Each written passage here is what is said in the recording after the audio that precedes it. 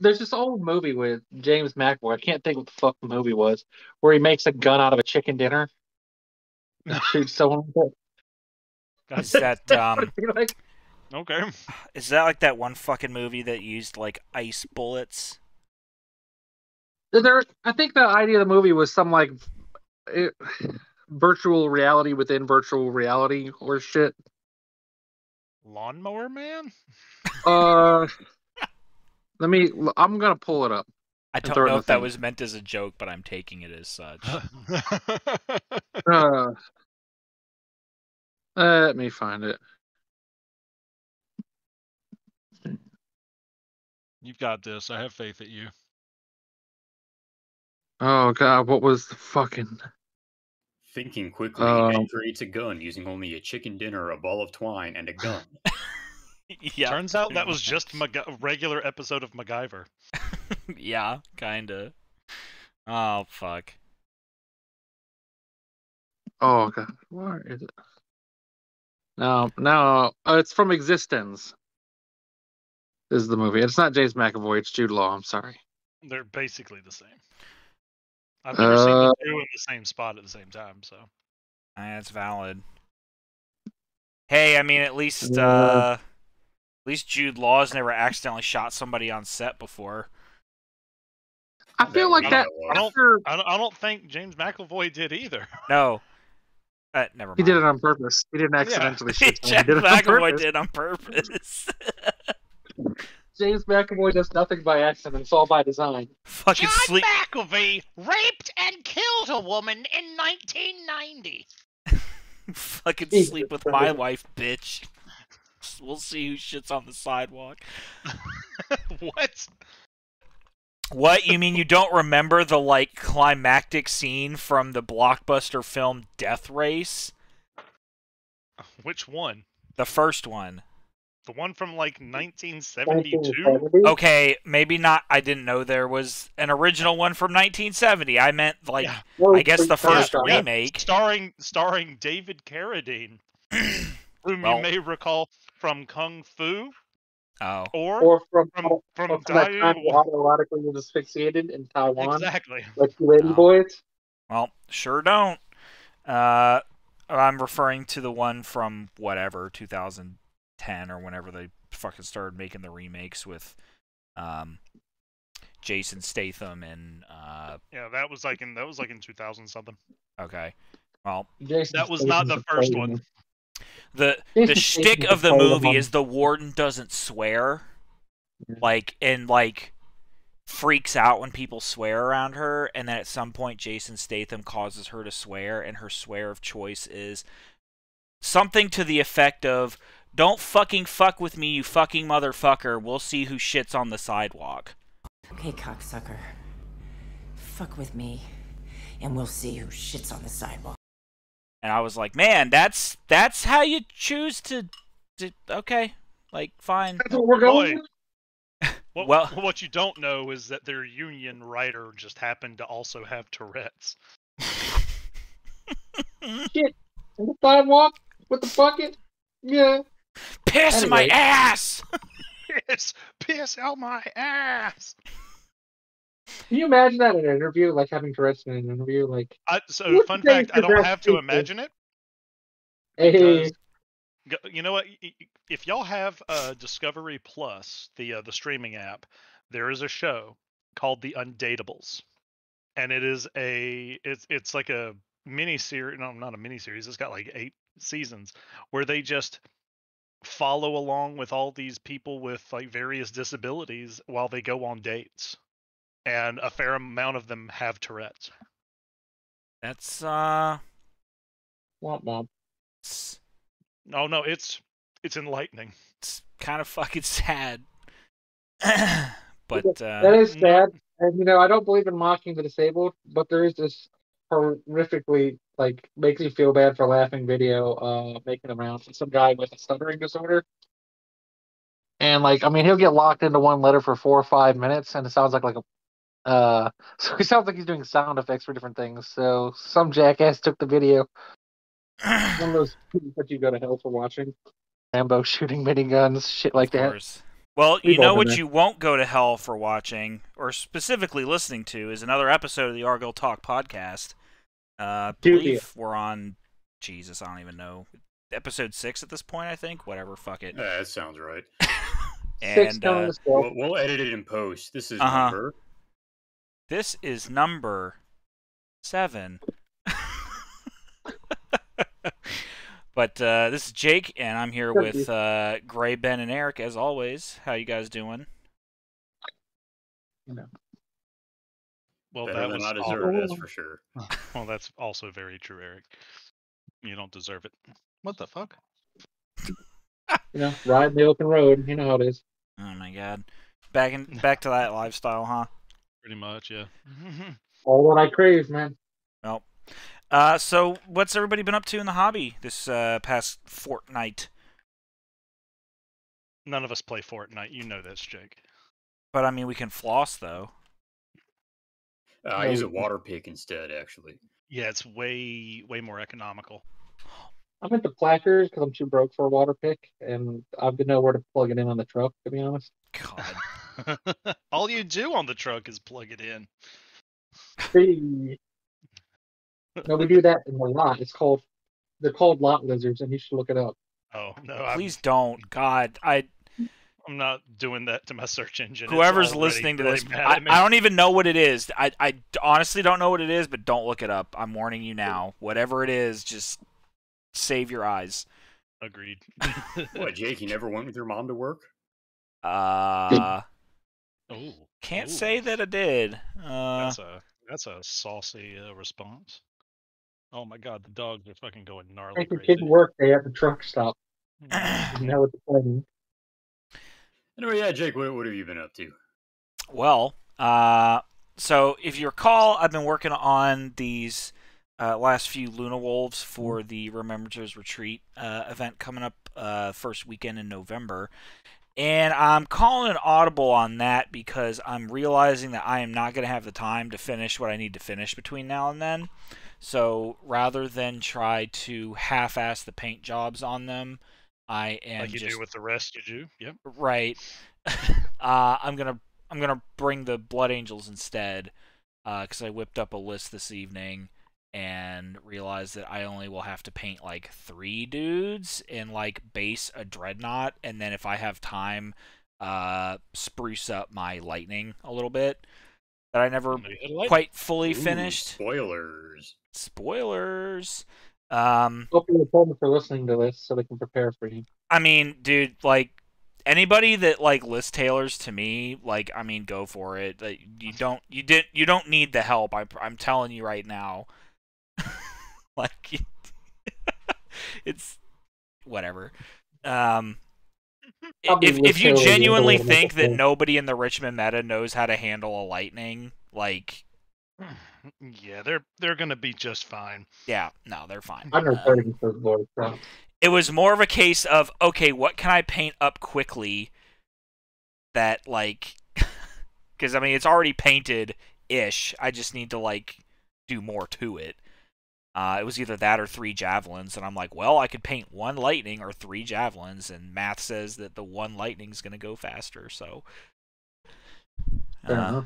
I've also been working on Secret Santa projects, and we'll see how that turns out. Yeah, I've been working a little bit on the Secret Santa, not nearly enough though. Mm-hmm. I did paint. It was for a commission, but I painted a bunch of Ultramarines vehicles. That was fun. Damn. There you go. Yeah, Ben painting. What is this nonsense? I know. Yeah, Ben painting commissions, no less. Daddy needs money. Yep. Big mood. I mean, it is what it is. Unfortunately, I haven't really worked on much else. I mean, I've been even printing. I haven't really done a whole lot. I finished up a couple of. I did the Ultramarines. I did some Custodes that actually turned out really super fucking good.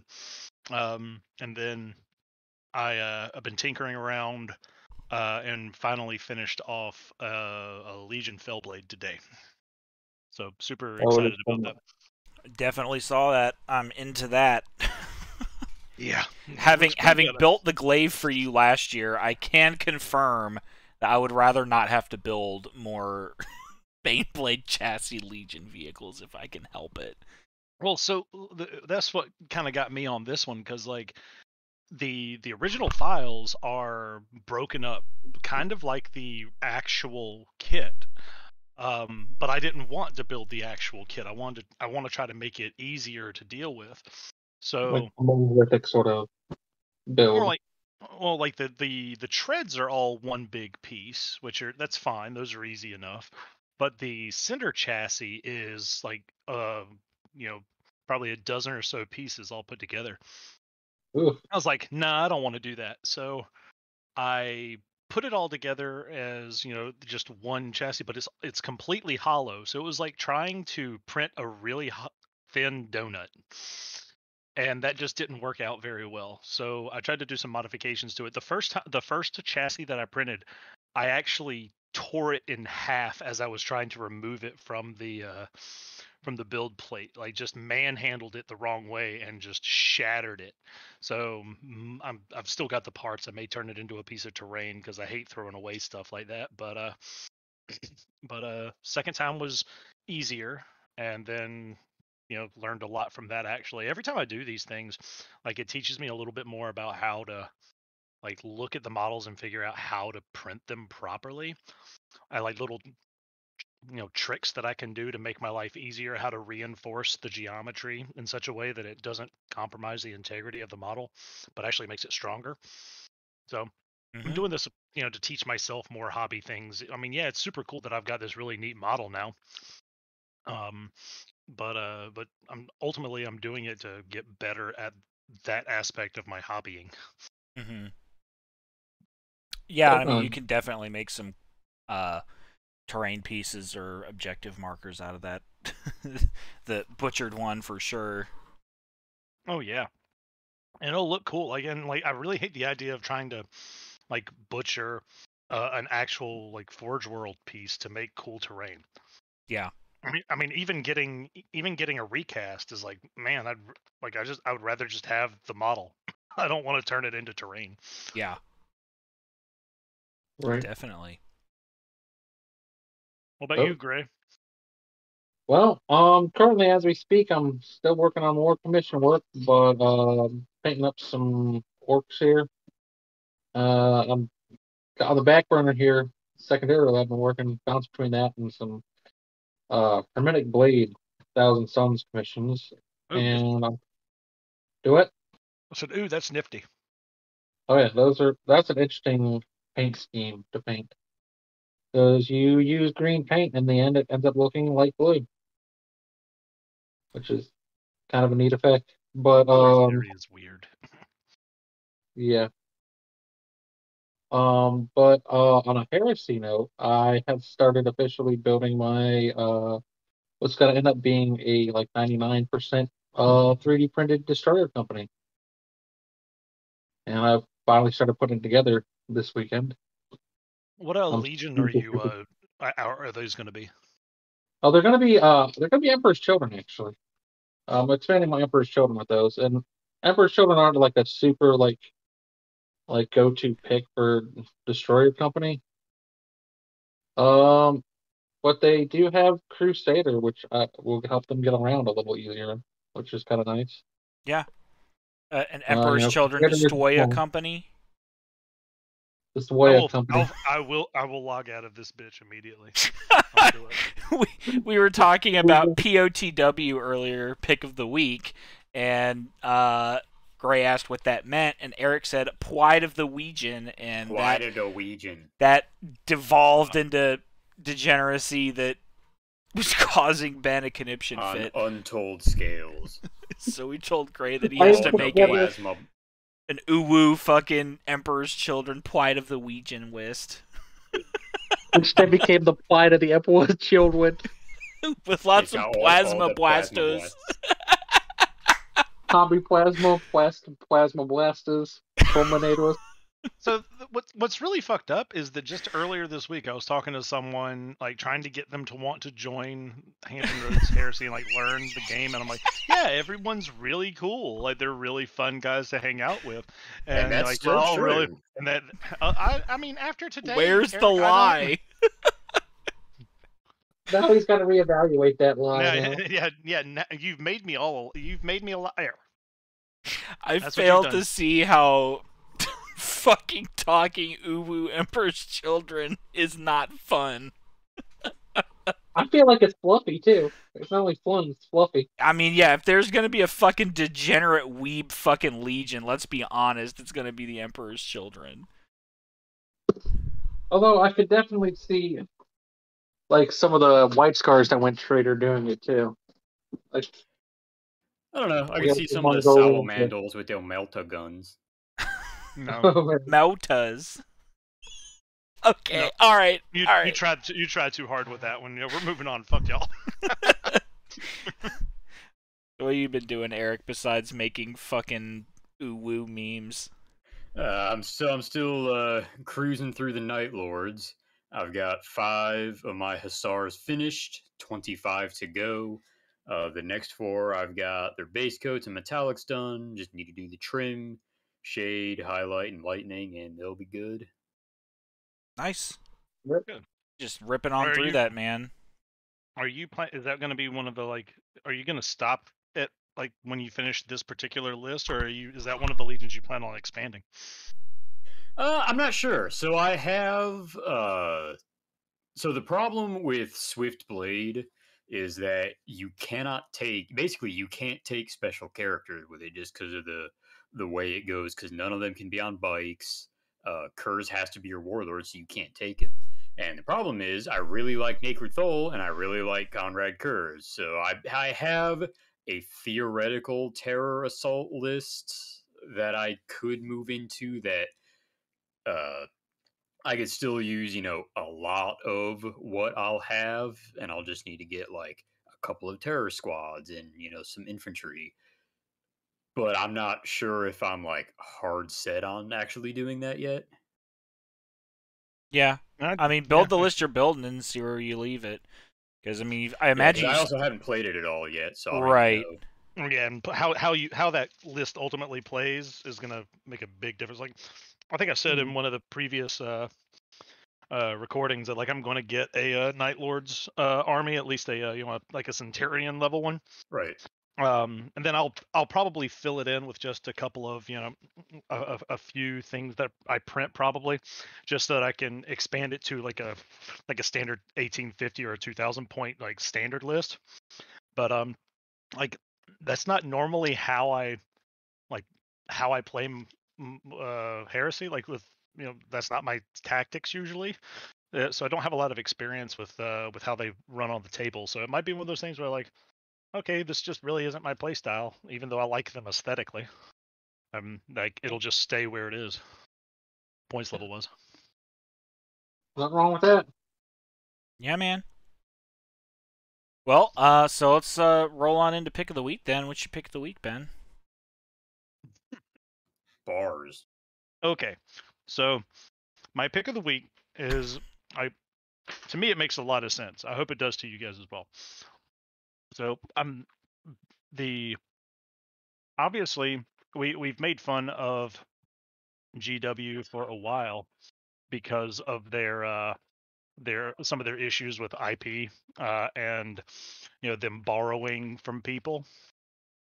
But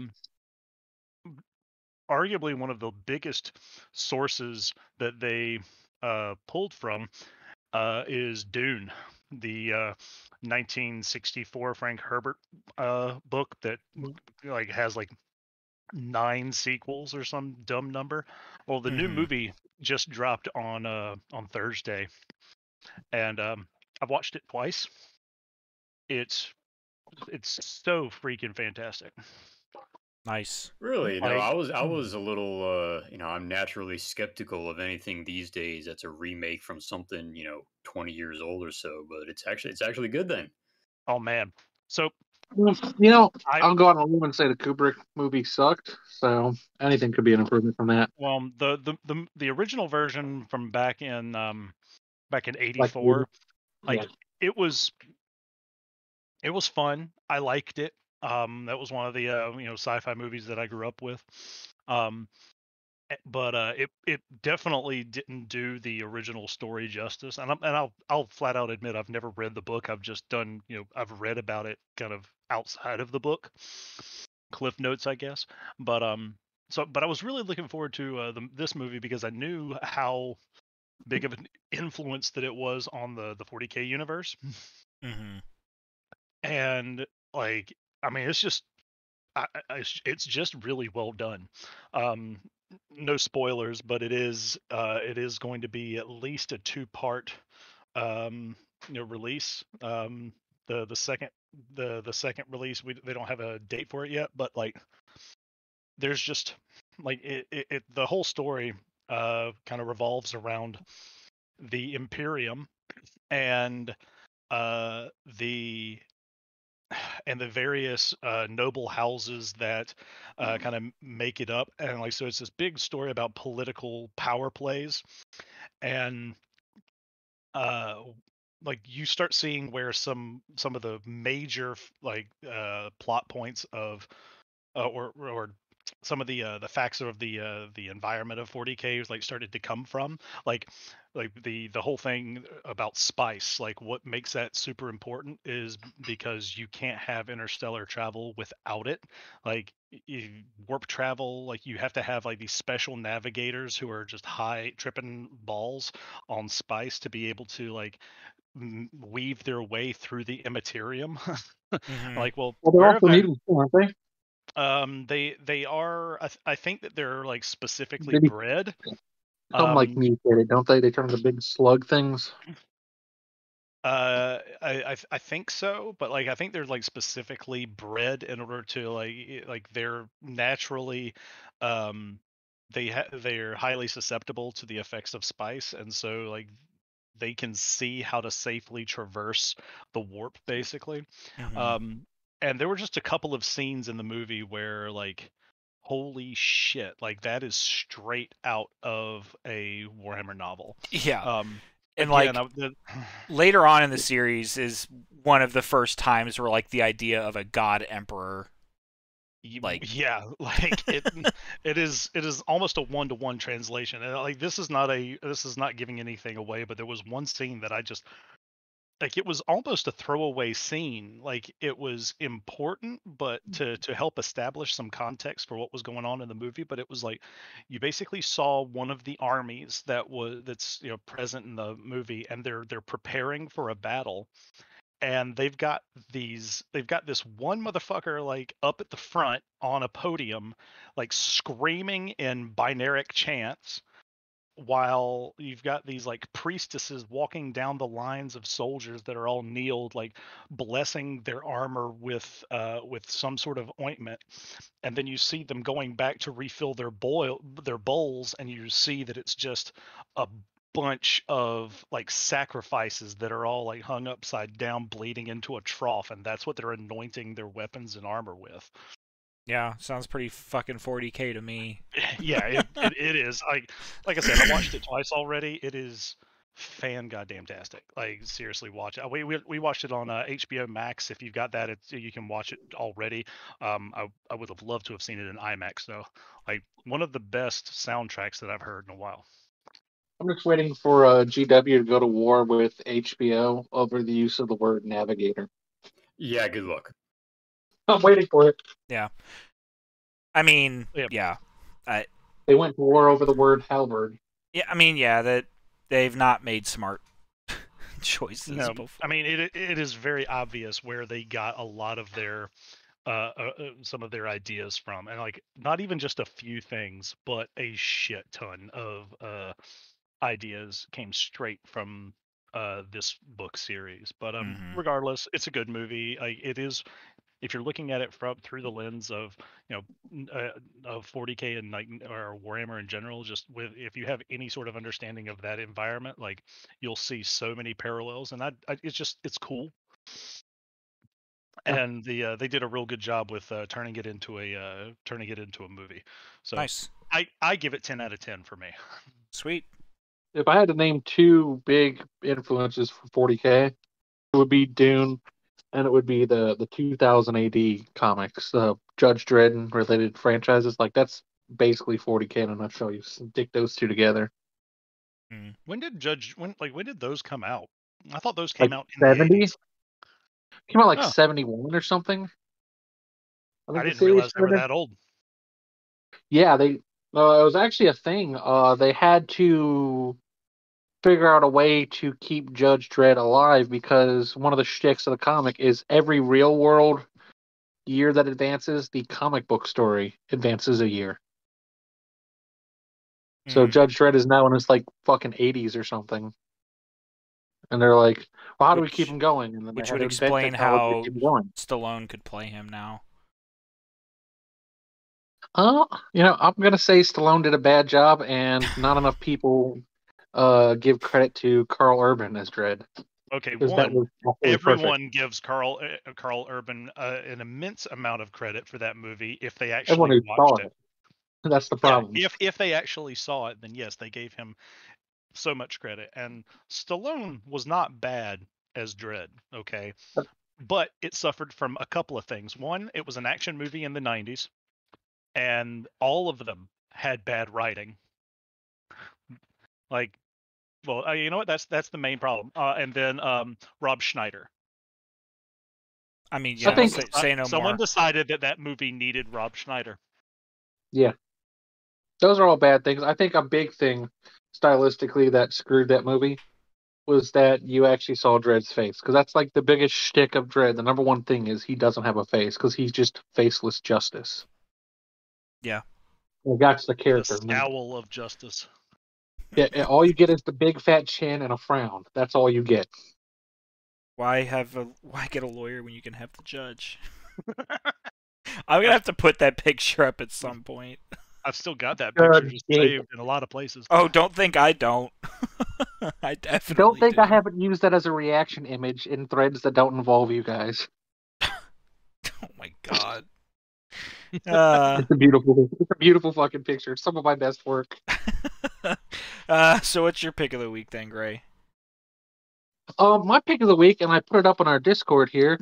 So there's this guy on Instagram. He is, and I will pull up his name. Thomas Fordahl. Thomas Fordahl, and he's doing like an 11th Legion, which obviously Legion doesn't exist. But sorry, damn it, I clicked the wrong thing. So he's doing like an 11th Legion Space Marine army, but he's doing it as Thunder Warriors. Mm-hmm. So he's doing this Thunder Warrior Horus Heresy army, and it is absolutely breathtaking. It uses a lot of Primaris and Stormcast Eternal parts mixed with like Mark II and Mark III pieces. There's a bunch of Sisters of Battle bits in there as well, looks like. Yeah, and like Imperial Guard backpacks stuck on them, stuff like that. And like I've been watching it for a while, the army.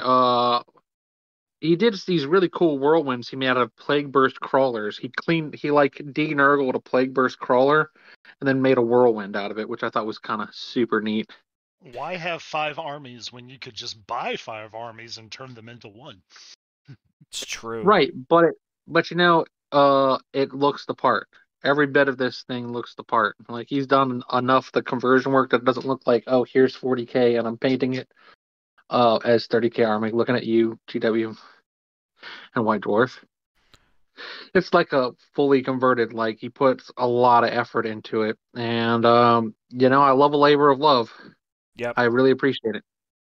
Especially the past couple of years, we've seen the explosion of Thunder Warrior, like bespoke, pre-made models. So I'm sure he's just beating his head against the wall for that.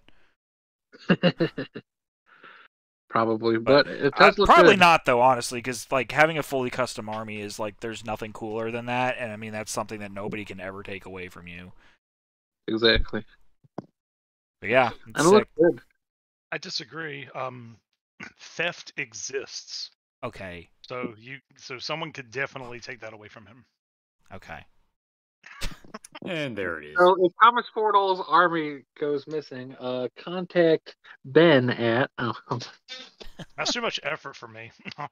We know that. I'm too pretty sure lazy he's. for that. I'm pretty sure he's Dutch or something. There's a little flag on the back of his name there, and I think it's the Dutch flag. I think. Careful. I don't know which flag that is.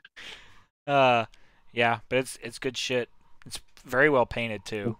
So it's not only like heavily converted and like custom, but it's also pretty well painted. So yeah, has the full package. Yeah, man, and it's neat because he did what kind of what Games Workshop always intended, which is to take that missing 2 and 11 legions and do your own thing with them. Yeah, I fully understand it. I mean, and even if somebody had a problem with that, he could run these as any number of different armies. Like when I first saw it, I almost thought he was doing like a count as like militia of like whatever provinces combined and using that as Thunder Warriors. But an 11th Legion army actually makes a lot more sense for that. Yeah, and as far as I'm aware, the rule of if you're playing a legion that's not represented, you can give them either stubborn or furious charge as your legion rule is still valid because hey, the 11th Legion isn't represented in the rules. Mm-hmm. Yeah, I mean it's a really cool idea, and maybe in my list of various projects, maybe I'll make a unknown legion. My own. It won't be Thunder Warriors, but maybe I'll make an unknown legion my own using non-standard equipment. Yeah. Never know. Yeah, man. Yeah, so that's the pick. Whoever wants to go next, give us your pick. Yeah, I'll go. You got Cromlech is who, for those who don't know, is one of those third-party bits websites, and they have kind of their own model lines. They have recently, I don't know how recent it actually is, I just happened to notice it the other day, a whole line of what is basically Khorne Berserker stuff. They call it the Gore Legion. It's anything that you would want to be able to build a Khorne Berserker from the ground up, and they sell it as, individual stuff. So you got pistols that you buy separately from the chain swords, separate from the power fists, axes, etc. Shoulder pads, backpacks, heads, and whole bodies. And most of it honestly isn't probably anything that I would use for my 40k World Eaters. The heads and bodies and shoulder pads in particular are just a little much for the way I like my aesthetic to be. But the backpacks are super shit hot. Definitely gonna get some of those. They're metal as fuck. Oh yeah. And the chain axes and the chain swords and the power fists even they're pretty good. So I mean, just number one, even if I'm not going to use them, the fact that this exists and we don't have to scrounge things from Age of Sigmar, Blood Warriors is pretty cool. Yeah, I mean, love options here. Looking at these backpacks, I can just I can almost literally hear the Doom soundtrack, just for sure. rip and tear playing quietly in the background. I don't know that Rip and Tear plays quietly anywhere. Well, the fade in, right? Yeah, when the Gent music starts. Yeah. When the Doom music hits. That's actually its own genre of music, apparently. It's sure as shit its own genre of memes. The music from Dune, Doom, it's specifically a sub variation of metal called Gent.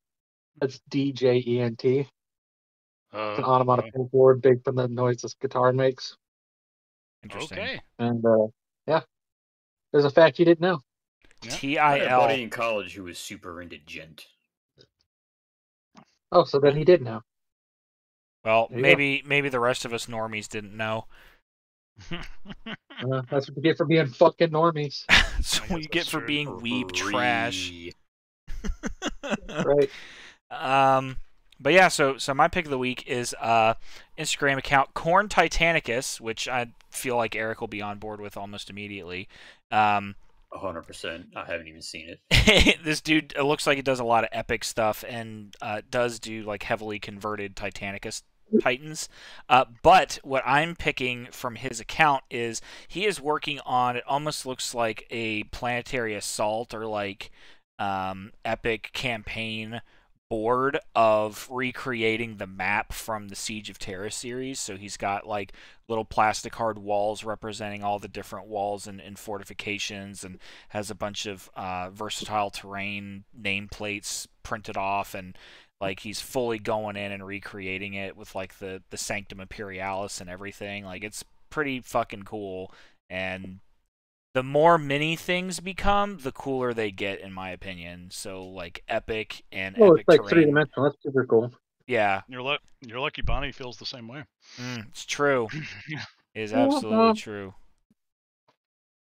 All right, so I'm gonna interrupt right here while you're talking about that and point out this Warlord Titan. I think it's technically actually a Bane Lord that he's posted, where he took the Ariok Titan Power Claw, cut the fingers off, and put chain swords as the fingers instead, and that alone is fucking awesome. Yep.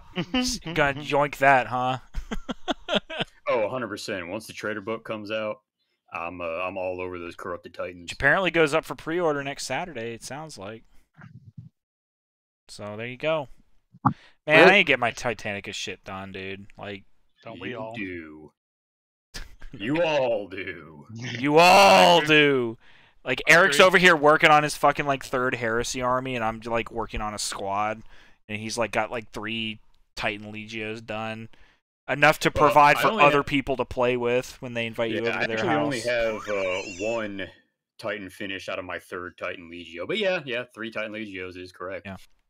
Yeah, well, on Friday, I had a bottle of goo, and now I have a Fellblade. So, I mean, I can make stuff, too. I mean, I make my own bottles of goo all the time. I've been meaning to talk to you about that. Like, I don't have as many mason jars as I thought I did, but I figure you'll just fill them anyway. Well, I'll do what I can. No, it's a party. So much cum. Well, yeah. I mean, we do have our own units of measure. I mean, I mentioned before how we call a liter and a half a standard gray. So. But yeah. So do we have any misses? I don't think I have a miss this week. I have a miss. God damn it! In fact, there's another thing I noticed when I was looking at that Instagram account. Like, I get turntables are the new hotness apparently, but for fuck's sake, just take some pictures. I don't want to have to watch a whole ass video and like try and pause and rewind to get to where I want to look at that power fist again. Well, yeah. So like, don't just do a video. Like, if you're gonna do a video, by all means do the video, but also just post still photos, please. Oh yeah, like I commented that on some guy's Reddit post. I was like, hey man, you have any like regular pictures? Like, oh, you got to go to my Instagram account for that. Like, I ain't doing that shit. Bye. No thanks, I'm good. It's a whole ass other platform that I'm not on. Yeah. Stop trying to pull me into social media. I hate both social and media, and I hate them when they're together even more. Yeah. Okay, well, I have another miss of the week. And I'm sure you've all seen it, but it's a $100 fucking advent calendar from Games Workshop. I mean, I can say that I've seen it, but like the fucks I have to give, like, just are non-existent. But I mean, please go on. $100 for this, for a bunch of tiny little Space Marines. What? I mean, I'm surprised you're getting multiple toys for that. Are they actual like models in the calendar? Okay, or... so, yeah, you get 20. So you get I'm pulling up the thing now. So it's the chibi advent calendar. So I guess if you were going to make an Uwu Legion, these would be the models that you'd want to fucking use. I mean, you might as well just go full ham and just fucking paint them as angry Marines too. Just like live all the cancer. Well, they're already pre-painted too, aren't they? So you'd have to. You can paint over it, but still.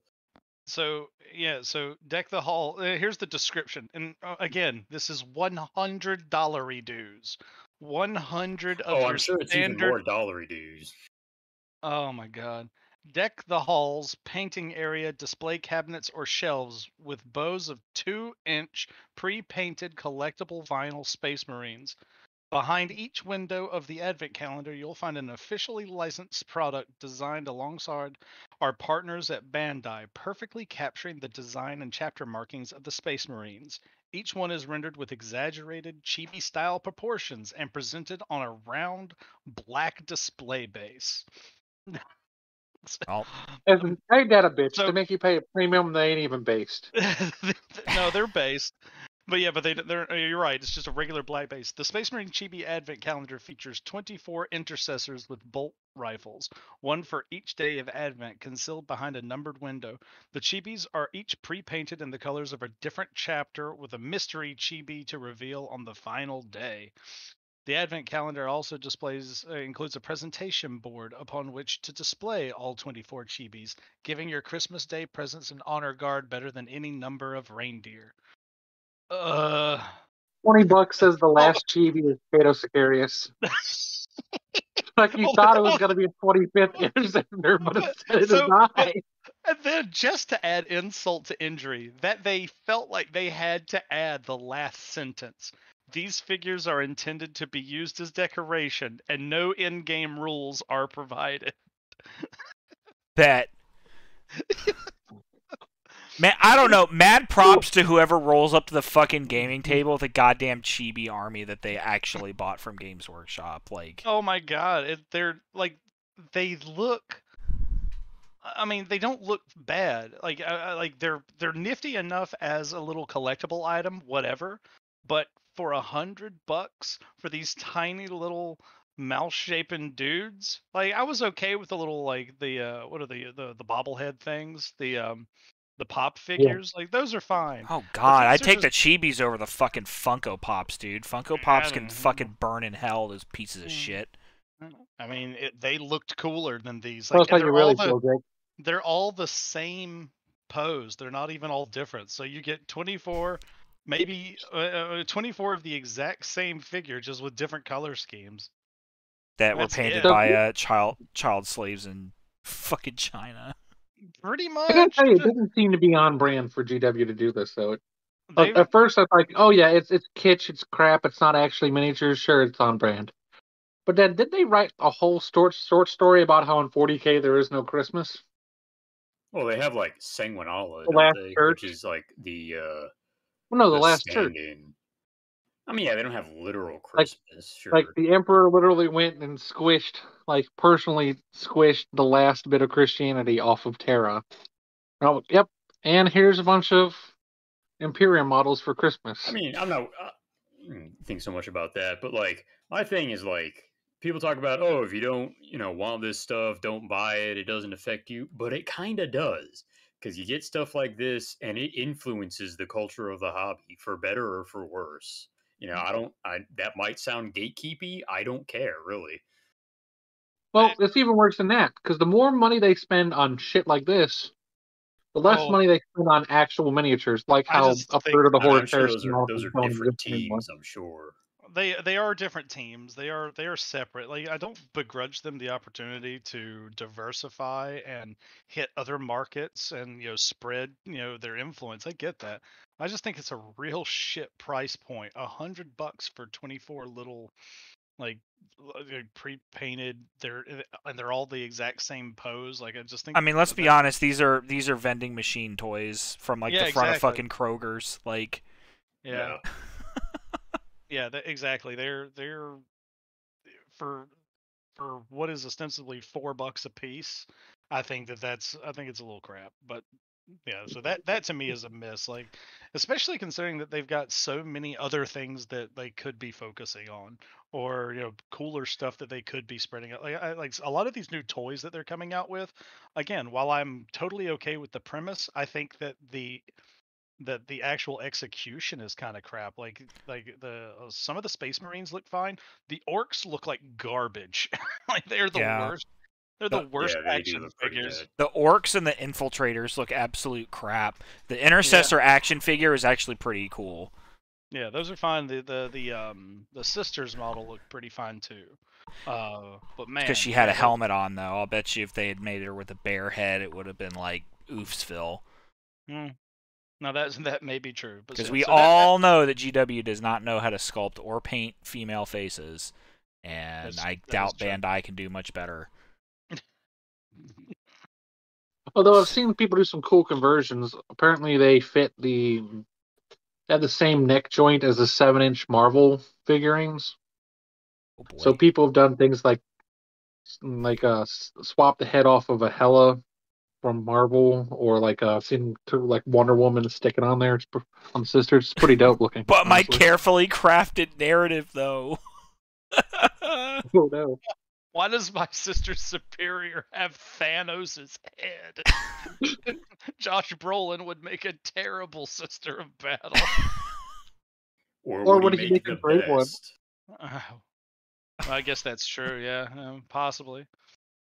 Well, at least you don't have a Space Marine Ant-Man trying to jump up its ass. We don't know that yet. They could come out with a Season 2 model. Bet. Yeah, perfect. As Belisarius calls secret weapon the Intercessors. Oh, God, no. When you thought it couldn't get any worse. Oh, how many assholes does Paul Rudd have to explode from within? Strap in, Paul. You're going for a fucking ride to the 41st millennium, buddy. In the grim, dark future of the 41st millennium, there is only Paul Rudd and an asshole. There's only ass. God damn it. All right. Well, that's, I guess that's the kind of content you've come to expect from us, so, I guess I can't that went say to too shit much. real quick. I'm changing my pick of the week to the Intercessor. That was one of the funnier things that Gray has ever decided to say. God. That was good. But yeah, so moving into what we're actually going to talk about today is we want to do like an ongoing series of kind of taking different looks at the generic Legiones Astartes Rites of War, because it seems like, obviously the favorites for certain legions are the legion-specific Rites of War, as they should be, but, it just kind of gets sort of stale, at least for me, and I don't want to speak for everybody, but it's always interesting. All like options, all like variety, and we like seeing different stuff. So, yeah, we kind of want to, this is something that we'll, come back to every now and then, but we figured we would start off with just something that I just picked out of a hat, quite honestly. I just kind of pulled it out of nowhere. Maybe my ass, maybe it was Ant-Man provided it to me, I don't know. Intercessors went and... You have a moment to speak about our Lord and Savior, Paul Rudd. But we're going to talk about Angel's Wrath today. So Angel's Wrath, just to run through the quick rules for you, for those of you that may not have taken a look at it before. Because really, who has? I mean, especially for a Blood Angels player, like, we kind of already have the jump pack thing down, but, sure. So Angel's Wrath, any model with jump infantry type gains a hit and run special rule if it did not already possess it. To my knowledge, I don't know that there are any jump infantry in the legions that already have hit and run. I mean, feel free to correct me if I'm wrong, but I don't know of any. I mean, not that are compatible with this Rite of War anyway. Sure. Any unit eligible to take a Rhino as a dedicated transport may instead take a Storm Eagle as a dedicated transport. So kind of going back to some of the stuff we talked about with Recon Marines, that's definitely opens up a lot more options for you. And then Storm Eagles and Fire Raptors in the Army are, or part of the detachment, I guess, whatever, gain Strafing Run. So they're hitting non-skimmer ground targets at 2 up, which is pretty sick. Limitations: only units with jump infantry, skimmer, and jet bike types, as well as infantry units which begin the game inside transporting skimmers and flyers, may be chosen as part of the force. This in essence means you may not take more infantry models in your army during selection than you have skimmer or flyer transport capacity to carry.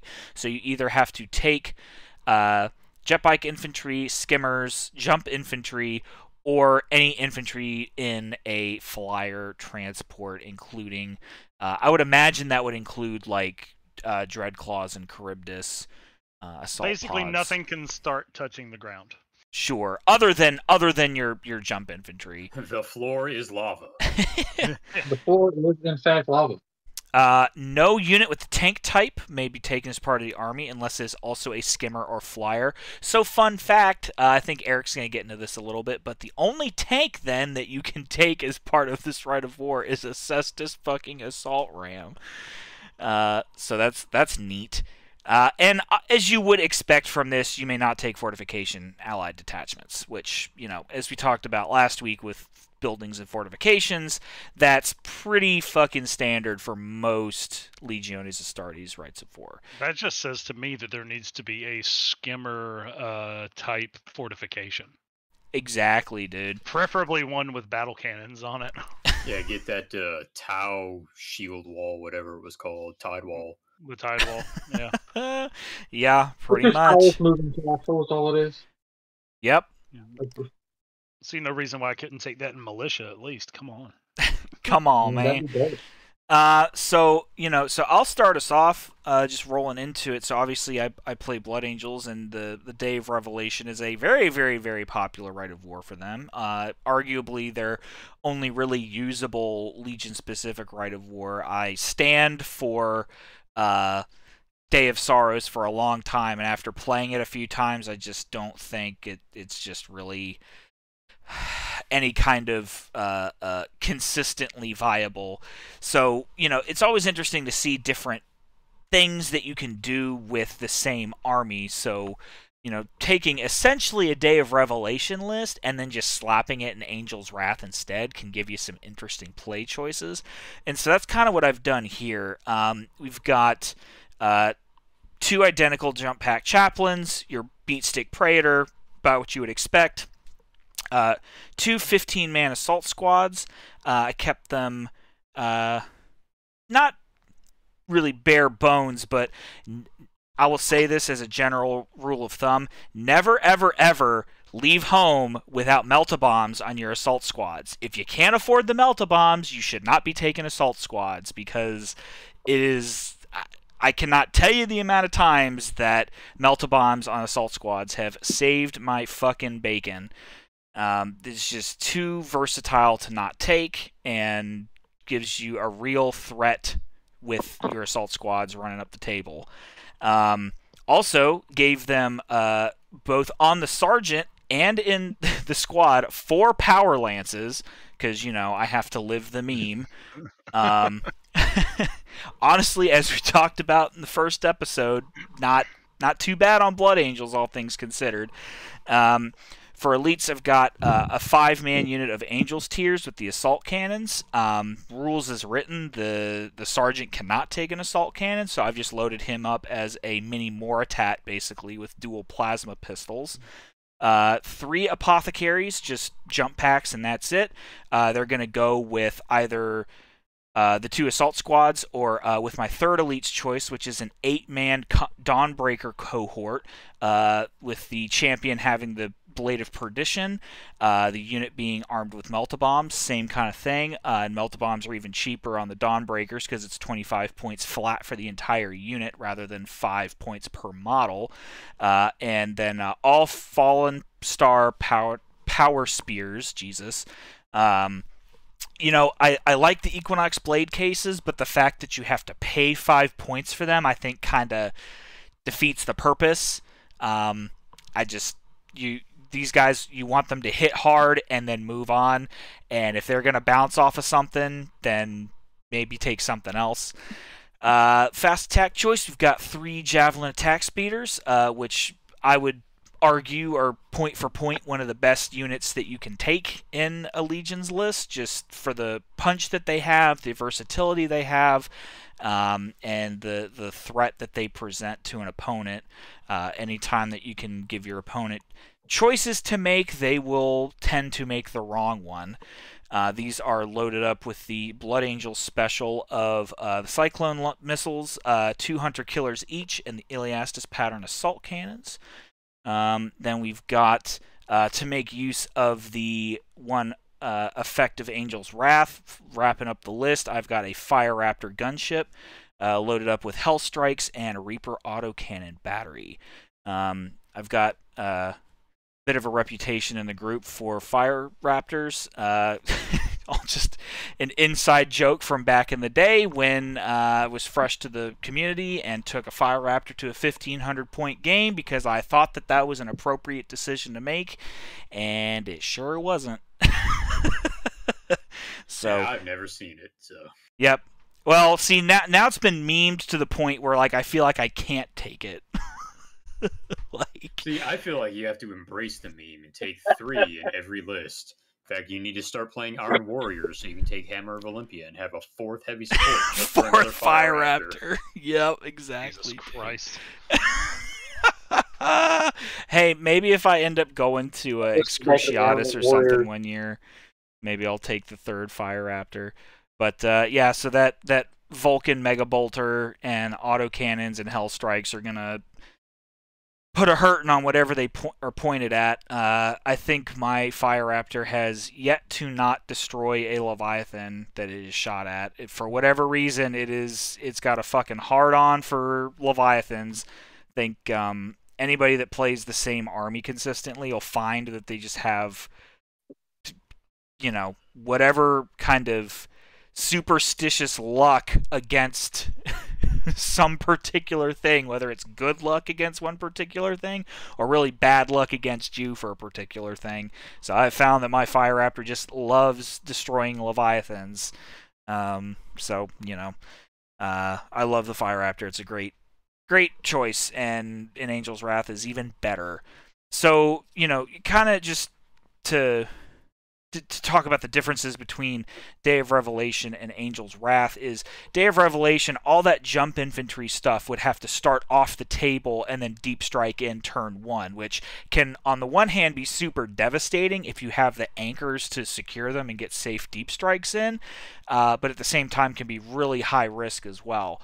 Obviously, with Angel's Wrath being what it is, I can't really start with very many deep strike anchors on the table, whereas Day of Revelation you do still kind of have the flexibility to do that. So as opposed to that, you just start with the jump infantry on the table and just get them up as fast as you can with giving your opponent choices to have to make.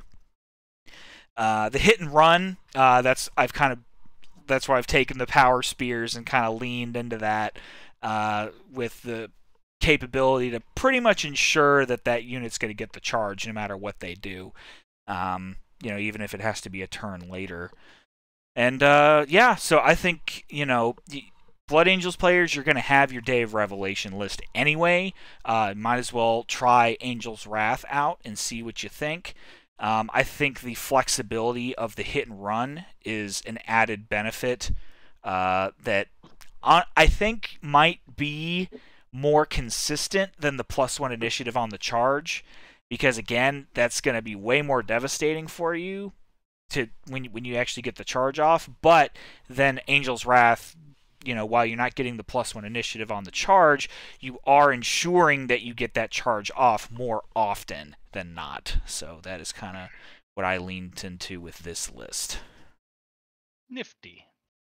Yeah, I like that. I'll go next because ours are actually fairly similar, but I think we have a little bit of a different philosophy as far as the focus. All right. All right, so I've posted mine in the Discord if y'all want to read it as well. But so I've built for World Eaters, of course. I start with a basic Praetor with jump pack, melted bombs, paragon blade, digital laser design, halo, etc., as well as a chaplain, jump pack, melted bombs, power axe because axe is good. Yeah. Moves down into in the elite slot. I've got one apothecary with a jump pack. I also have a squad of rampagers with jump packs, being a 10-man rampager squad, 3 excoriator chain axes, a meteor hammer on a regular guy, and the champion has a meteor hammer. And then a squad of red butchers, 10 red butchers with second power axes, sergeant having chain fist, power fist. Moving on to troops, I have 3 identical squads of 10-man assault marines with melta bombs and 2 power mauls each. Artificer armor on the sergeants and no special weapons on the sergeants. They're just there to tank. Fast attack is also 3 javelins, missile launchers, multi-meltas, and double hunter killers. And my heavy support is Charybdis Assault Claw. I know I had mentioned as soon as we had decided on Angel's Wrath, joking about the Cestus Assault Ram, but honestly, that's a whole topic on its own. I couldn't really make it work in this list. But basically, what I went for here is you'll notice that there's no Storm Eagles or Fire Raptors. I'm focusing very hard on the hit and run aspect. One of the things that Berserker Assault for World Eaters does is it gives you hatred, which is really good. But hatred is only good in the first round of combat. So what you want to do is you want to maximize your squad sizes so that you're only in combat for that one round and you make sure to absolutely annihilate whatever it is that you touch. That's not quite the case here. You can duck in and out of combat. You can get that charge bonus with rage. You get that reroll ones to wound on the charge. If you don't kill that thing the first time, you just hit and run out, come back again. So that's why I took quantity of number of units versus, just cramming a whole bunch of guys into squads. I also took Rampagers kind of just as my command squad. I've had kind of a thing for them lately. They're super overpriced, but I've actually really liked the way they played on the table so far. Dude, having been on the receiving end of them, like, those meteor hammers and excoriator chain axes are no fucking joke. Yeah, they're things that like normally I do put a meteor hammer on one of my assault sergeants, but normally those weapons are things that they're not great on sergeants, but or independent characters, but on regular dudes that are just in the squad and you get to have multiple of them, they're really good, and Rampagers get them for cheaper. The other thing I have is a squad of Red Butchers and a Charybdis, because number one, I love the Charybdis. I've always loved the Charybdis. I hate Spartans. Tanks bad. Bah.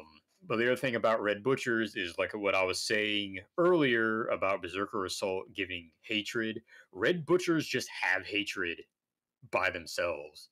So they actually don't benefit at all from Berserker Assault. They already have hatred. They can't even run, so they can't re-roll that one to run. And they're fearless, so they can't be pinned. So they actually get to flex a little bit outside of Berserker Assault. And I mean, anyone who's ever bore witness to a squad of Red Butchers deep striking in your backfield, they're a thing to be feared. Vulcans watched it happen. Yeah. He watched what happened to that Fellblade. Yeah. His Fellblade, so whatever. Yeah, and so that was the. I actually did think briefly about putting power lances on my assault squads for the same reason that Jake did, and I just decided to go with power mauls instead because wooting on twos, rerolling ones on the charge is too good to pass up. Yep.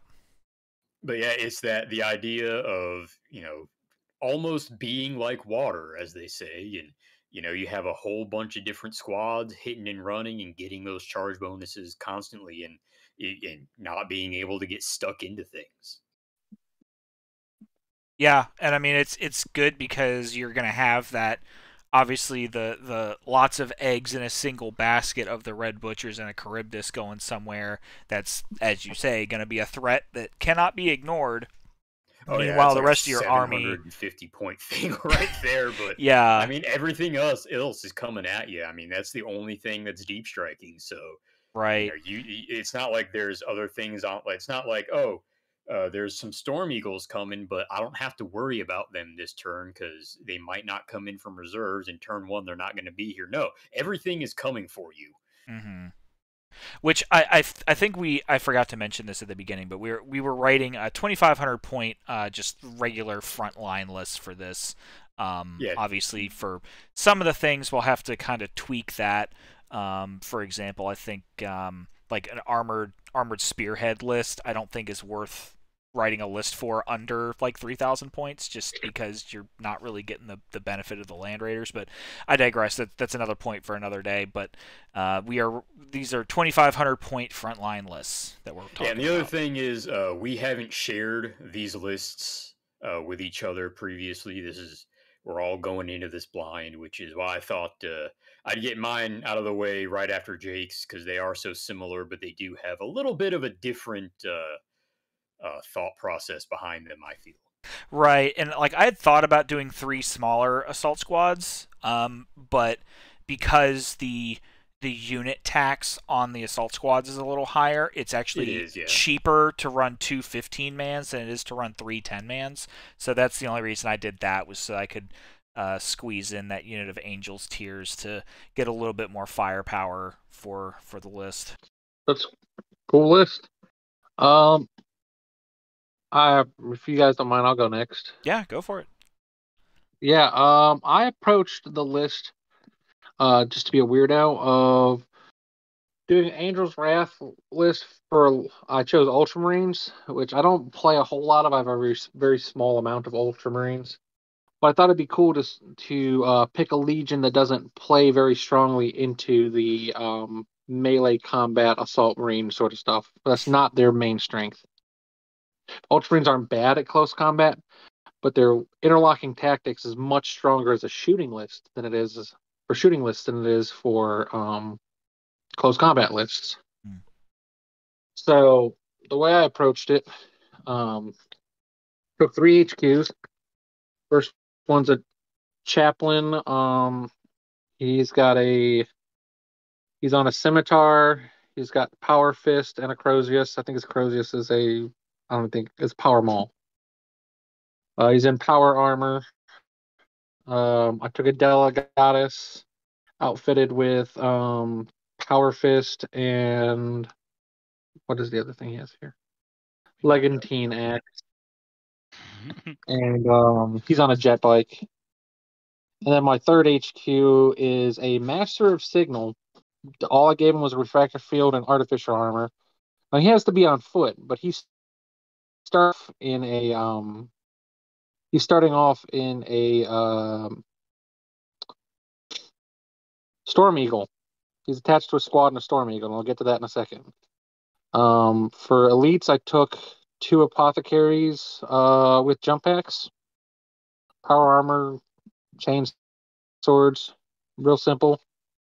And then I took, for troops, 2 15-man assault squads with artificer armor, power fist, and combat shields on the sergeant, and then 3 power axes in the squads. That's one of those weird things. It says per 5 guys, so does that count the sergeant or not? When it says you can take a power weapon per 5 guys, it does count the sergeant. Yeah, I don't think anybody's ever like genuinely tried to argue that, because like I think it is just bodies. Doesn't say what kind of bodies, just... Yeah, I think it even says like models in the unit or something. Let's see. There you For go. every 5 models in the squad, so it is models. So 10 models, Sergeant doesn't count as not a model, so it's 2 power weapons. Dope. So then I put 2 javelins in for my getting into fast attack. I have 2 javelins with missile launchers. That's my only fast attack choice, actually. Including the searchlight. I like that. I do have searchlights on there. I had like 2 or 3 points left, and you know what? I had a bunch of 1-point searchlights I could throw in there to make 2,500 points. Yep. Right.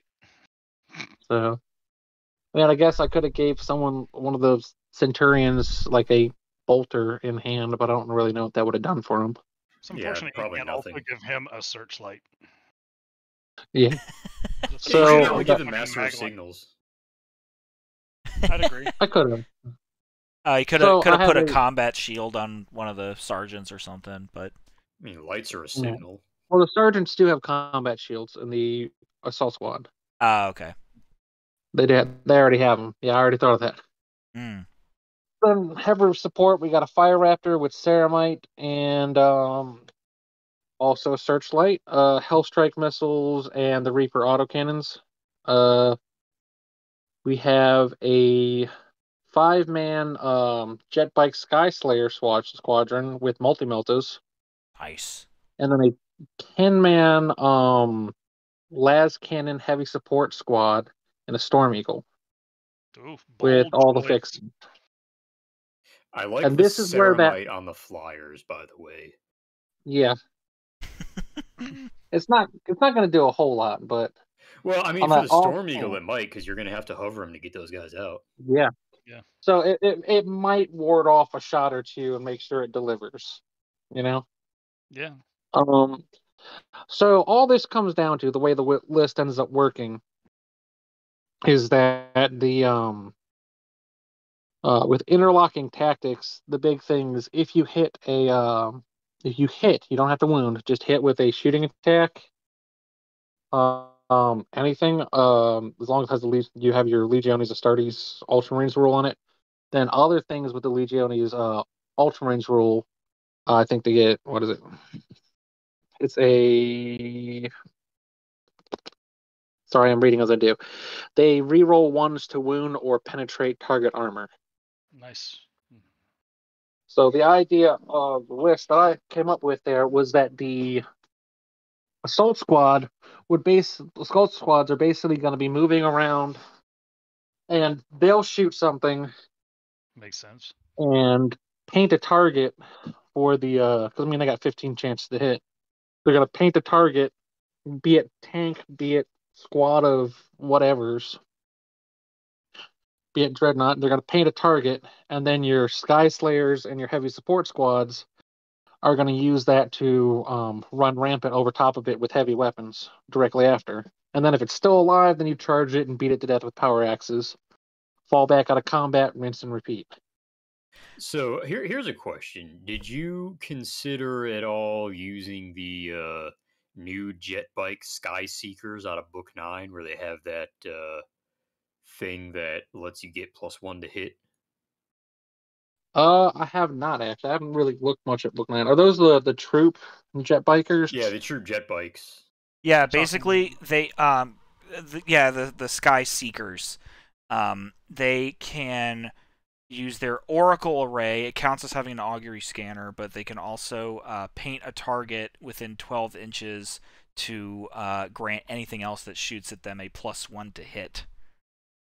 It also of note counts as a shooting attack, so it does count as a shooting attack. That counts as getting your interlocking tactics. Yeah, definitely. Well, it's great that you should mention the Sky Seeker Squadron. Oh ho! Well, I've actually got to run through mine pretty quick. I have to go here shortly, so I'm going to run through my list real quick. So I went slightly different from all of you guys, which is good.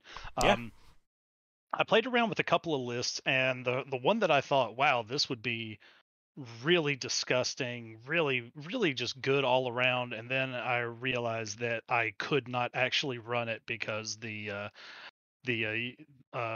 Legion would not literally allow me to run that many fast things or bike things. I was originally going to do Iron Hands, but so I swapped it around and I made a list for Salamanders.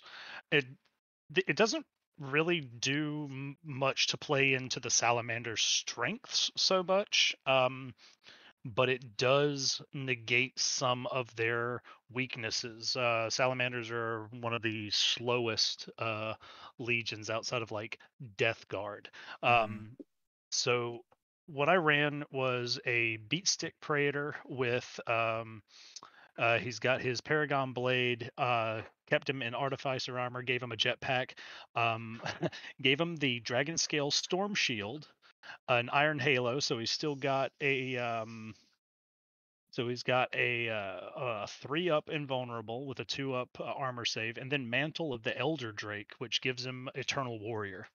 Gave him on a gave him a jetpack. A Primus Medicae on a Scimitar jet bike with heavy bolter. A Apothecarian detachment with 2 apothecaries with jetpacks. A 20-man and a 15-man assault squad, all with melta bombs, each one with a handful of power axes in there for good measure. 2 Sky Seeker squadrons. One has 9, one has 6. They all have heavy rotor cannons. Very nice. And a sergeant with a lightning claw. For fast attacks, I took 2 Xiphon interceptors.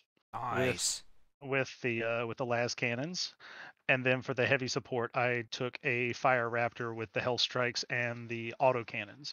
The idea being that the dudes on the ground are going to take care of most infantry, but the assault squads are actually really super good at taking out armor. So yes, yes. So first things first, like I've got 4 units sitting on the table that can speed around and get to where they need to go. The jet bikes are all already toughness 5, and with the heavy rotor cannons, each one's pumping out 4 strength 4 shots. Which they're strength 4, not that big a deal, but they're going to be hitting on 2s for the most part.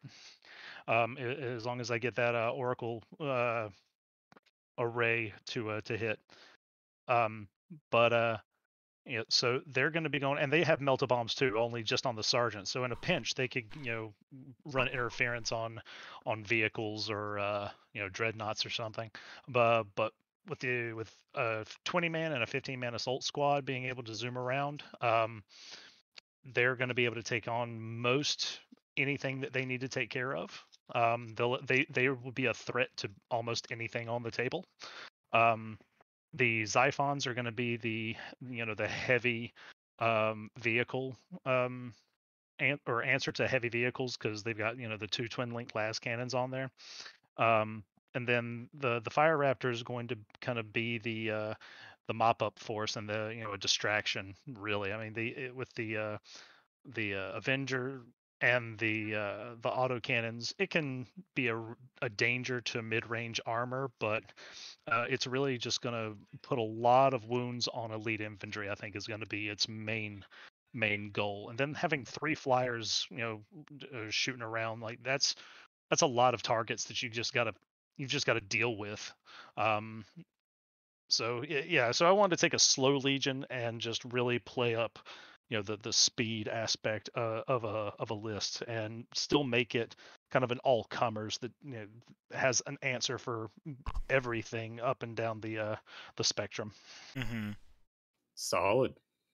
I will point out for the Sky Seekers, it does specifically call out that shooting the Oracle array counts as a shooting attack for the entire unit, so you wouldn't be able to then also shoot with your rotor cannons. But I've got 2 squads of them. You do have 2 squads, and the rotor cannon has a much longer range than the Oracle array does, so you will still get those turns of shooting out of them before you get up close to where you're trying to get to. Yep. So. Yep. So their goal is to just kind of stay at mid-range. Don't let anything get close enough to actually, engage them outside of, long range. Like I don't want them getting charged. I mean, they're toughness 5, but they don't really have any close range or close combat options that I wanted to give them. So they're going to just be floating around the edges, just plinking things to, and just causing some wounds until, the bigger answers can jump in and, and hit them. But since they are a troops choice, they can jump around onto to objectives when they need to get there. Yeah. Can I also just say, fuck yeah, lightning claws. Yeah, I want it. If they did get into close combat with something, it would probably be, like another assault squad, or a or another bike squad, something that could, actually catch up to it. Yeah, if those guys got caught by Terminators, I mean, you kind of deserve whatever you get. I mean, yeah, not that it's not possible, but yeah, you're right. Like they would have been caught, in between a rock and a hard place to get caught by Terminators. But yeah, even against Terminators, like that many accurate shots, it doesn't matter that they're strength 4. I'm really just aiming to get as many armor saves on that unit as possible. Mm-hmm. But unfortunately, guys, I've got to head out. So this is where I'm going to jump off. But hopefully you learned something from my immaculate list building skills. There you go. Yeah. I'll be at the one again. So. Yeah. Take it easy, bud. Thanks for the list. Yeah, but yes, I mean obviously, the core of these lists all being assault squads is kind of a foregone conclusion. Because that's just kind of how the list goes. I think what I find interesting is because I did a little bit of Googling. I forget what exactly the I was trying to figure out, but it seemed like everyone who was talking about this list was, basically air cavalry the list and, get as many Storm Eagles as you can. I find it interesting that, how few of those it actually ended up being and how we all ended up taking Assault Marines. Yeah. I really only took one because it was a tax on if I wanted to bring the heavy weapons team. Right. I had the Storm Eagle. Yeah, I mean, I think it's just because that's just a real risky army build to have, mechanized infantry, the air list, like, because then you're waiting for, turns for your scoring units to come in, and in certain missions that can be a real problem. Yeah, especially when, you can't take a Damocles Command Rhino to help you out with that. Right. Yeah. Honestly, I think that there could be an argument here for running more recon units with those dedicated Storm Eagle transports and getting the strafing run. If you're doing that, it's kind of tough. If you're investing in recons instead of assaults, then really the only thing you're investing in is the strafing run at that point. Well, I mean, like we talked about with the recon units, you still are getting the acute senses outflank with the Storm Eagle, so you're pretty likely to be able to put it wherever you want. And I mean, there's no difference between a recon marine and a despoiler squad, just the sense that, obviously, well, with an assault squad, you're not getting the jump pack benefits, but, with the, I mean, they're still essentially serving the same purpose in the list. They're just not benefiting from the hit and run. So, I mean, right. I'm intrigued at the Skyseeker choice. I'm not sure why I didn't think of that. So with your like if you paint a target for your Fire Raptor, that thing is auto hitting because it's a +1 to hit, and you're already hitting on 2s on ground targets. Well, see, that's the thing about it is auto hits aren't a thing, right? A one always fails. So, yeah, for that particular thing, giving them strafing run, yeah, maybe not, something that's great. But, if you're taking Xiphons or Lightnings with, las cannons or, Kraken penetrators or something, and you want to hit up, Oh yeah, I want to be goddamn sure that that thing is gonna get hit by these one-use missiles. Yeah, for Yeah. sure. Yeah, I mean you're that's true right. for any list, besides not just Angel's Wrath. But I'm fixing my I'm mixing my my editions of the game up again. Like I wish that there was a way for me to just like burn ninth edition out of my head just so it didn't like muddy the waters of heresy so often. But, So it is what it is. the way I found it was just play Sworn ninth edition, and you'll start fucking up and using heresy rules in ninth edition. Yeah, but And then no problem with it the other way. I don't want to play ninth edition. But yeah, I mean, even if you're not using Angel's Wrath, like we were just talking about the Sky Seeker. That's quite so good. Yeah. Yeah, like I mean, the tactics still kind of lend themselves to it. So I mean, hey, honestly, like if I would recommend this to gaming groups, like long-time gaming groups that have kind of seen a stagnation in their local meta. Do this as an activity. Be like, hey, everybody write an Angel's Wrath list and just see what kind of different tactics come up. Because, I mean, as you saw, even though all of our lists were similar in the sense that obviously they're all building off the core of the Fat Assault Squad units, I think the actual use and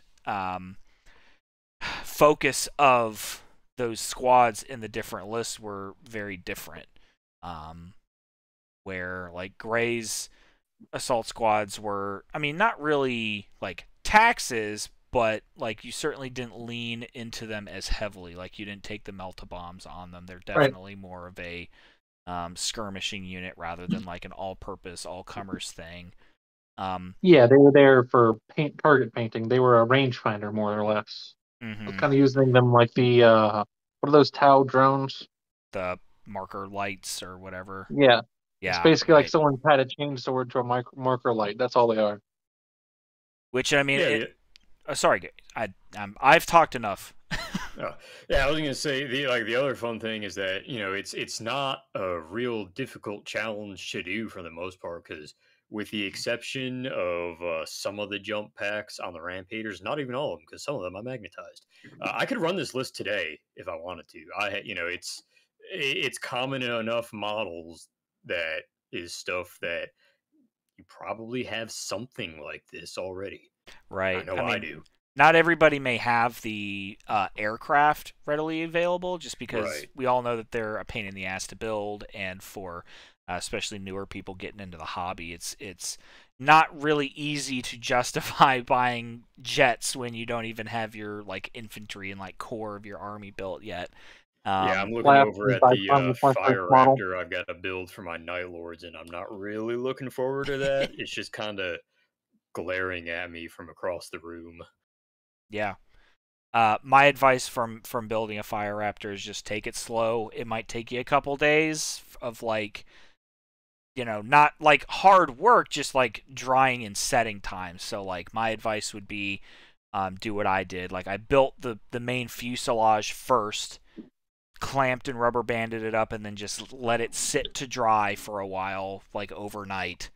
And then the next day I came back and I like put the wing assemblies on it. And then the next day I came back and finished up, all the other things to it. If you're good with pinning, definitely do that, especially for like the wings. But I mean, it's not that hard. It's just a process. Yeah, it's one of those things where, for like some reason, it seems like sometimes resin and super glue just don't want to get together. Yeah. Yep. Yeah, you definitely like have to know how and when to pin things, and if you've been hobbying for a long time, you kind of know where you can push that line or not. But yeah, I think that was a good different couple ideas. I'm definitely interested to see how the I mean, obviously we're not like building all of these lists. At least my list, I have most of that available. I just have to build up some some Power Lance boys. But I was planning on doing that anyway. But we're not necessarily intending to run these lists, but I would be interested to see how the las cannon squad in Storm Eagle would work out. My Ultramarines are early enough in the process of me buying stuff for them, building stuff for them, that I could build in that direction as I build it up. I've got right now, what I've got built is a Praetor, a on foot, a Dreadnought, a Locutaris squad, which was the first thing I built for them. Hell yeah. Hell yeah. Fucking power sword, jump pack veterans all day.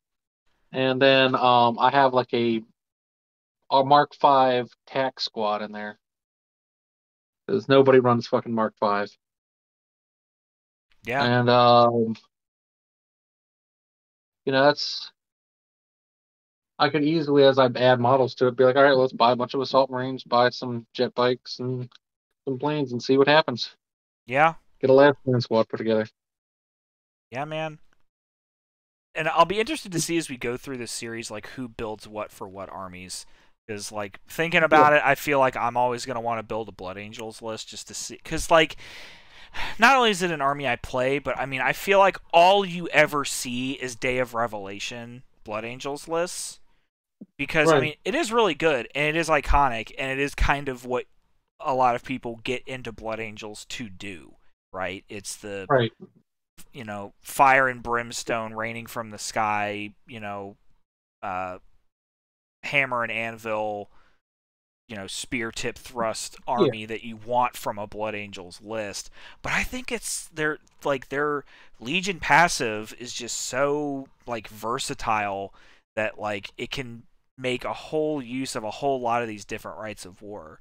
So, right. I'll at least be tempted to build a Blood Angels list for whatever rites of war we go through, but maybe I'll be convinced to build something else. For this, I almost built a Pire Cult Thousand Suns Angel's Wrath list, which Pire is the fire cult, and it would build really well into an assault heavy list because it gives everything Hammer of Wrath, and if it already has Hammer of Wrath, then they get 2 hits instead of 1. So with assault squads, you'd be doubling the amount of Hammer of Wrath hits you get every time you charge, which with hit and run, you could make sure that you get to do fairly often. And it would also just be a different list to see from the fucking Raptora, invuln army-wide saves that you always see from Thousand Suns, which again, putting assault squads with combat shields with Raptora, having basically pseudo Terminators as your assault units, that's not bad either. But I definitely wanted to try to do something different. But then I just decided to build a Blood Angels list instead. So know. Yeah, you gotta start with what you really know. That's why I went with World Eaters, because number one, it's something that I know well, and I could very easily figure how to take advantage of it. Yeah, for sure. But if we do, just depending on what we do next, might be White Scars, might be Night Lords, might be something I don't even play. Yeah. Yeah. Well, let's tantalize the taste buds here. Let's figure out what we want to do next. And Ben doesn't get a vote because he's a bitch. I'm not gonna lie, guys. I approached this whole thing from the idea of let me try to play the Rite of War against type. Because I feel like a lot of times you see people play like a type, oh, this army is built for being fast, so I'm only going to write awards that make you fast. This one is a tanky army, so let's put a lot of tanks in our, you know what I mean? Yeah, right. And that's kind of what Ben did too, is taking that the traditionally slow army and building them into something that goes real fast. If we do Skyhunter Phalanx, I know what I'll do that really breaks the mold. Oh yeah, I feel like I know what you're gonna do too. But Imperial Fist would be cool for that. Just load it down with heavy bolter bikes. Yep. Something like that. Something like that. Yeah. That'd be kind of dope. No. I know what you're gonna do. Are we sure we want to unleash that evil on the world, Eric? Maybe not yet. Maybe not yet. Well, so what do we want to do next? Do we want to do something else fast? Do we want to do something, tantalize the listeners' taste buds a little bit and see? Well, let's do a weird one. So what we could do, you said you pulled it out of your ass, but that is, as far as I can tell, the first Rite of War alphabetically. Next would probably be Armored Breakthrough if we want to get into that nonsense. Or we could just skip to a next letter and do like Brethren of Iron. Or it could go chronologically in the book, where the first Rite of War in the book's Orbital Assault. That's another neat one. Well, there you go, listeners. We'll pick between Armored Breakthrough, Brethren of Iron, or Orbital Assault. So you'll have to tune in. Maybe not next time, but whatever the next time we do a generic Rite of War episode, you'll have to tune in and see what we do for that. Honestly, now that I'm talking about it and thinking about it more, maybe it would be cool to do a consistent Blood Angels list every time and just kind of put them in different armies and see the different kind of builds you can get out of them. Now, they are limited by the Host of Angels rule, which basically means that they can never have more vehicles than infantry. So, like, an Armored Breakthrough list might be kind of hard for them. Not impossible, but just hard. Or like a Fury of the Ancients list, I don't think would work very well for them either. Although I do think that they can do it. I think that Blood Angels can do a Dreadnought list better than most other legions, but yeah, I can't imagine why. We could get into that later. So, if you guys have good ideas for an Angel's Wrath list, or if you run Angel's Wrath frequently, let us know about it. Send us pictures. Let us know your list. We'd love to see it and talk about it. Go ahead and reach out to us either on our SoundCloud or YouTube page, where we're going to start posting videos. There's not really going to be any video to it, but just another way to listen. Be able to put up some visuals. So like for this episode, we might be able to put up the Rite of War so that you can follow along with us. But yeah, so drop us a line at argeltalkpodcast at gmail.com. That is ARGELTALK podcast at gmail.com. And let us know what you're doing. If you've got thoughts about a Rite of War, if you've got a cool army list you want to show us, you want help with an army list, let us know. If you want to show us cool pictures of your army, we'd love to see that. Just let us see what you're working on. So with that, I guess that'll do it. That'll do it for this, and we'll talk to you idiots next time. Sounds good. Bye.